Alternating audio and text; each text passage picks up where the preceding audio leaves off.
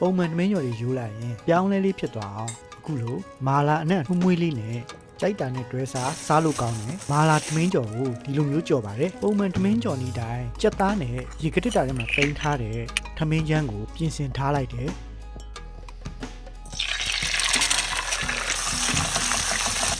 ကျုပ်ကြော်တဲ့သူကိုစောကနှက်ထားတဲ့ကြက်သားလေးတွေထည့်ပြီးတော့ဒီချာလေးမှွေပြီးတော့ကြော်ထားလိုက်တယ်မာလာအနဲ့အရသာလေးဝင်သွားအောင်မွေးလေးမာလာမုတ်အထုပ်သေးတစ်ထုပ်သုံးထားပါလေဗျသမင်းကျော်ကြော်တဲ့အခါမှာလေမွေးလေးမာလာမုတ်ရင်းမှာအရသာပါပြီးသားဖြစ်လို့ပေါ့ငံမီးပြီးမှလိုအပ်တာထည့်ရင်ပိုးအဆင်ပြေပါတယ်